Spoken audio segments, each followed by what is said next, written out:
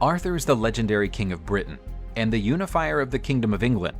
He was considered the perfect model of a knight. He was good-spirited, kind, honest, and brave. The origin of King Arthur's legend is traced back to Celtic myths, but the influence of Christianity had a crucial role in the edification of King Arthur's image we know today.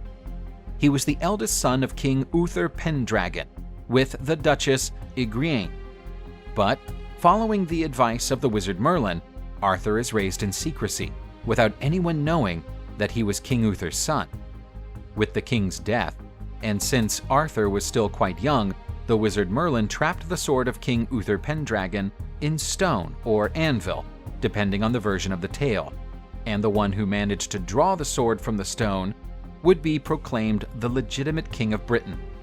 Many attempted to draw the sword from stone, but the young Arthur was the only one who managed to remove it from the rock, thus becoming king of the Britons.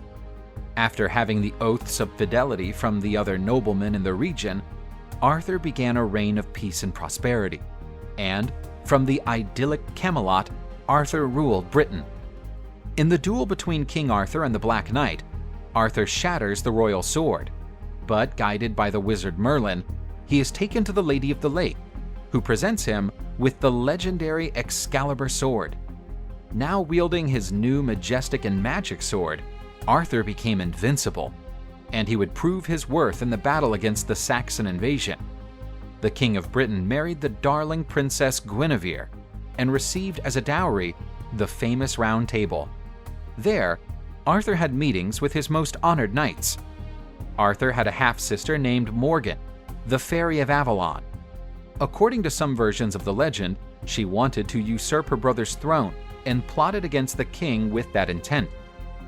King Arthur's demise came from the betrayal of Mordred, his bastard son. They had a duel at the Battle of Camlan. Arthur killed Mordred the traitor, but was fatally wounded. Before his death, Arthur ordered Bedivere to once again throw Excalibur to the Lady of the Lake. Finally, he is taken through the magical land of Avalon. He would rest there, only to return in a time of great need. The debate on the existence of the legendary Arthur is extensive.